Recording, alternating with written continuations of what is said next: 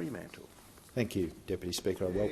I welcome this critical step forward in Australia's transition towards net zero, which itself is necessary to tackle dangerous climate change. It's also necessary to ensure that Australia derives the greatest possible benefits from a global energy, technology and industrial transformation that is moving substantially and moving quickly. We can't afford to be left behind in that transformation. We've known for a long time, based on expert scientific advice and economic analysis, that making a swift, fair and well-planned transition will deliver the best economic outcomes, not to mention the best social and environmental outcomes. And that's what this bill helps to deliver through the Net Zero Economy Authority.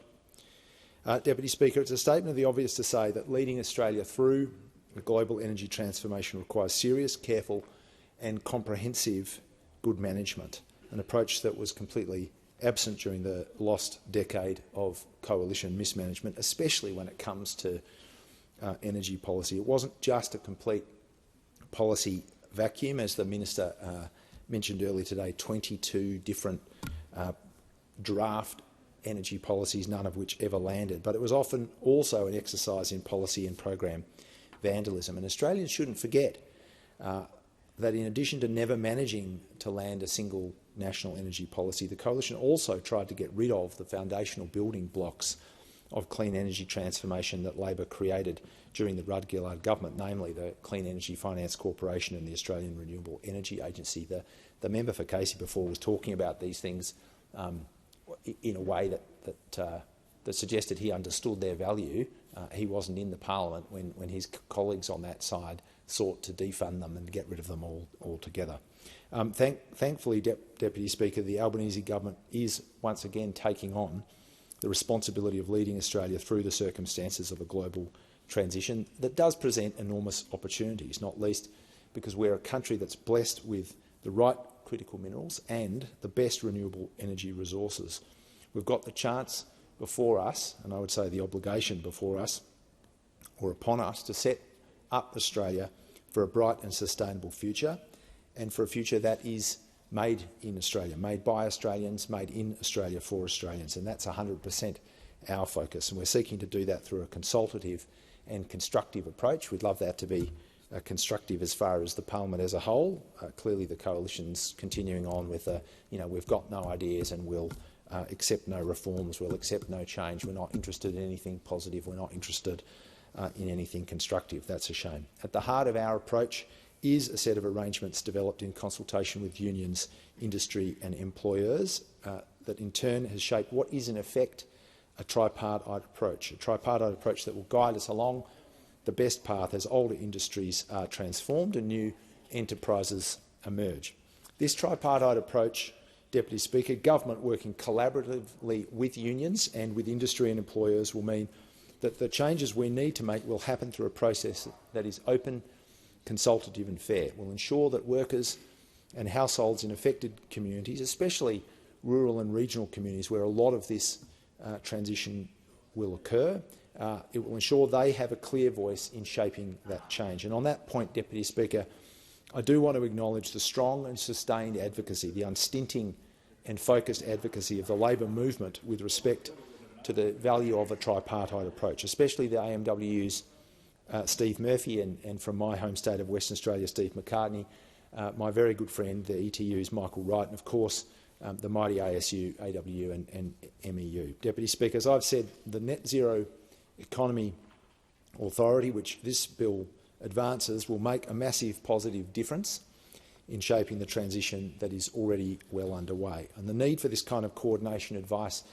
leadership and oversight has been understood for some time. Indeed, when the global community settled the Paris Climate Agreement back in 2016, the need to guide and manage the transition, what was described as a just transition to net zero, was set out clearly with expectations that signatory nations would put in place exactly what we are discussing today, an authority that can help guide the best form of the transition in all the sensible ways that will logically occur.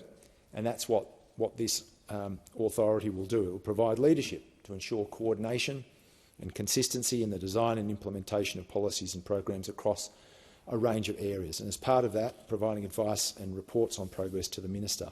It'll facilitate and promote public and private sector investment in emission reduction and the full range of net zero transformation initiatives, harnessing what the CEFC has delivered, not taxpayer dollars going into initiatives, but funds that are lent on a commercial basis and have delivered a very healthy return to government, whilst enabling investment in and the development of these kinds of new initiatives. The authority will support workers in affected industries, including with job matching and skills development through the implementation of the Energy Industry Jobs Plan, a task that needs to occur as we see some industries shift and change. Coal-fired power, for example, which won't be a big part in Australia's future, while at the same time we see offshore wind, while at the same time we see billions of dollars of work in the decommissioning of oil and gas as another offshore industry. The authority will make sure that communities benefit from the transition, that they not just see these things occur, but actually take up the opportunity to benefit directly from that transition, with a particular focus on First Nations communities, and that is hugely welcome. And the authority will also take on the broad work of raising awareness about what's involved in and promoting active engagement in various parts of our shift to net zero, helping people to understand the options, opportunities and benefits.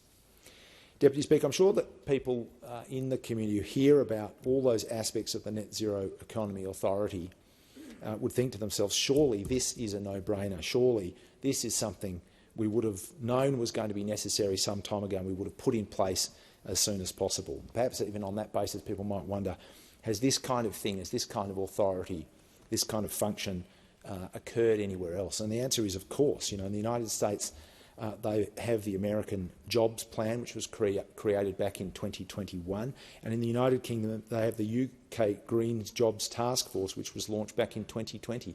Both of those had very similar function in looking at the transformation that occurs, in saying this kind of activity will decrease and these other kinds of activity will increase. What are the workers in an area that is going to decrease? What are those workers? What are their opportunities in new initiatives? How do the skills that they have match? And in many cases, the analysis that was done that underpinned both the American Jobs Plan and the UK Green Jobs Task Force said that there was quite a large overlap between the skills in some of the industries that we'll see less of as we get out of fossil fuels and we move towards a net zero economy.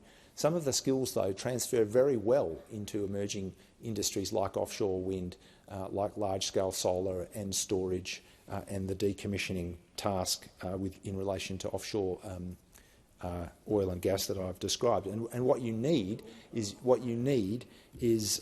happy to have a wind farm wherever it helps, just to answer the member of O'Connor. There's a wind farm, there's one of the famous wind farms actually in my electorate, the member for O'Connor over in Rottnest. I remember that the former Prime Minister, Tony Abbott, coming over and almost suggesting he was going to knock down that wind turbine, which helps Rottnest Island in its path to energy self-sufficiency. So we've got no problem with wind in my community, don't worry about that, and I expect not in your community either.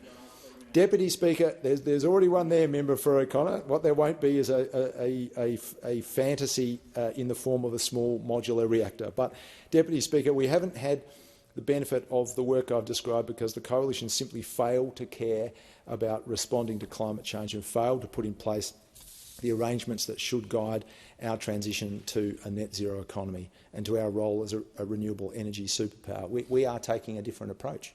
We are not going to be derelict in our obligation to show leadership and effective management as an Australian government. The Australian community deserves to have in this place in the Parliament and as a government an outfit that sees the challenges clearly, that doesn't bury its head in the sand, that doesn't entertain some of the fantasies that the member for Casey was talking about before. I mean, my God, you know, this rubbish about having a mature conversation about nuclear, people should wake up. We've talked about nuclear in a mature, sensible, consistent, comprehensive, in-depth, exhausting way for years and years and years and years. And the former government, this proposition that the thing that needs to occur is to remove the moratorium on large-scale nuclear that exists in the EPBC. I mean, who created that? Who put that there? That was put there by the Howard government. In 10 years of the previous government, they not once not once considered removing that moratorium when the current energy spokesperson on the other side chaired the Energy Environment Committee inquiry into nuclear energy. It concluded that there was no case for removing the moratorium for large-scale nuclear. So this sort of grasping at straws fantasy about nuclear energy, when every bit of evidence in every inquiry over a long period of time has shown that it is absolutely not in Australia's interest, just goes to show the poverty of common sense, the poverty of policy development and leadership on that side. Well, fortunately, we don't have to worry about the things they're not going to do. We have a government that is squarely taking on the task that faces the global community, tackling climate change and managing the transition to a net zero economy. We're doing that, and this bill is a big step in that direction.